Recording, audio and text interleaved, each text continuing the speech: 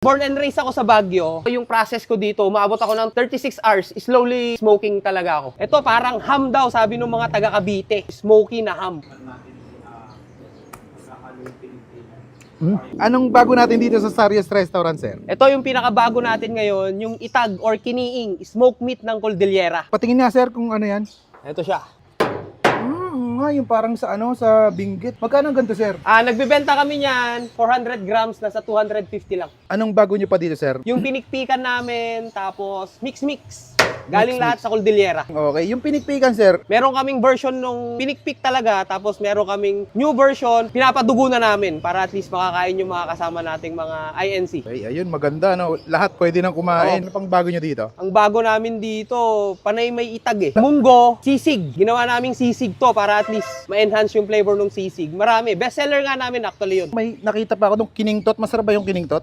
Yung kinigtot. Ah, Yun kinigtot. Galing yun dun sa Ilocos. Puspas ang ginagamit namin. Parang pinapaitan siya, pero laman ng baka. Parang ginulat lang yung root word nung kinigtot. Anong location dito? Located lang kami dito sa 184 Pag-asa 3, Imus, Cavite. Malapit lang kami sa exit ng Cavitex, saka sa Centennial Road. Open kami Monday to Thursday, 10 a.m. to 9 p.m. Tapos pag Friday to Sunday, 10 a.m. to 9 p.m. Anong kakaiba ng itag mo, sir, sa itag ng mga taga Benguet? Parehas na parehas, sir. Traditional. Kasi Traditional. born and raised ako sa Baguio. Ganito yung ginagawa nila. Yung itag, yun yung process ng pagpipreserve ng food ng mga taga Cordillera noong unang panahon na ginagawa namin ngayon dito sa Cavite. Okay, paano ba ginagawa yung itag, sir? Paano proseso ng ganyan? Mas technical term kasi, yung itag na sinasabi namin sa Baguio area, ang itag nilalagyan namin ng asin, tapos binibilad yun sa araw, yun yung itag. Tapos ito, kiniing naman, pero parehas sila ng process.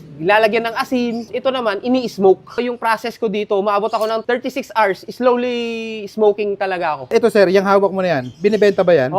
Available to dito sa Sarios. Nasa 250 more or less, nasa 400 grams. Paano yung sa malalayo, sir? Saan kayo pwedeng kontakin or pwede mag-order? Punta lang kayo dun sa Facebook page namin, Sarios Ilocano Food, Cavite Restaurant. Pwede kayo mag-message doon. Ang shipment natin via Lalamove. Paano nagsimula pala tong Sario Restaurant, sir? Nung pandemic, doon kami nag-start. Nagbenta kami ng Ilocano dishes. Na-form na yung concept ng restaurant sa North. Kaya yung mga pagkain doon. 15 years na ako sa Cavite. Tapos itong Sarios Restaurant, 5 years na sa April 2. Anong may pagmamalaki mo dito sa itag mo, sir, na wala sa iba? Ito parang ham daw, sabi ng mga taga Cavite. Na-enhance ang flavor. Smoky na ham. Parang ganun yung sinasabi ng mga taga Cavite na nakatikim. Sige, sir, tikman ko na rin. Thank you po. Salamat po. At ay mga kabangers, nandito tayo ngayon ulit sa Sarios. Meron tayo ditong bago. Meron sila ngayong yung itag. Meron din sila ditong munggo na may itag din na kasama. Ito mukhang masarap, kinigtot.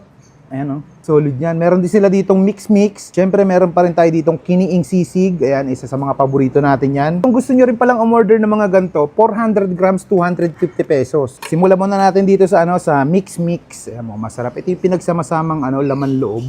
Tikman na natin yung mix-mix. Parang lasang bopis. Solid pa. Tikman naman natin yung kiniing sisig. Ito natikman ko na talaga dati. Kiniing sisig. Grabe. Lasang-lasa mo yung smoky flavor.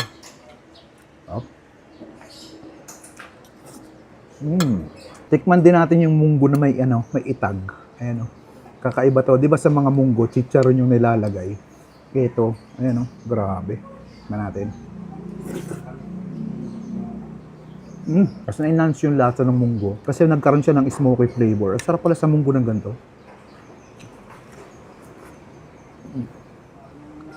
At eto, tikman natin yung kiningtot. Beef na may taba, may laman. Grabe, ang dami na rin.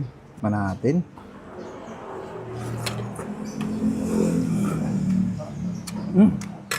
Parang siyang may pagkalasang papaitan. Galing yung lasa niya. Hugupin natin.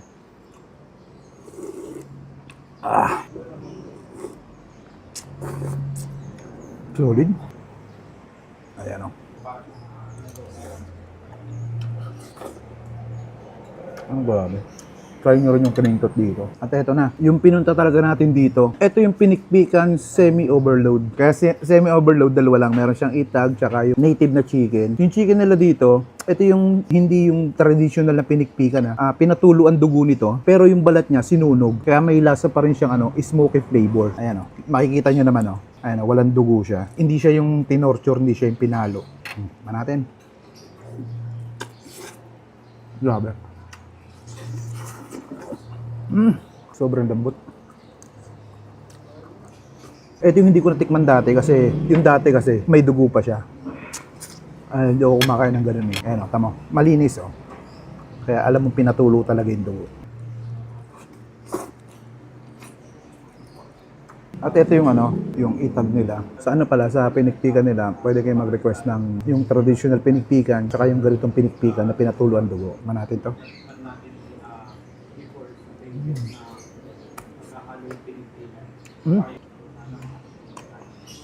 So, quality yung lasa. Ang taray nyo to, isa to sa mga bagong pagkain nila dito. Igupin natin yung sabaw.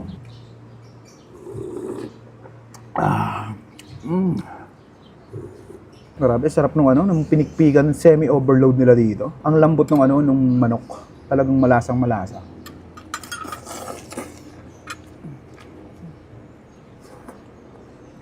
Napapa-exercise ka talaga dito.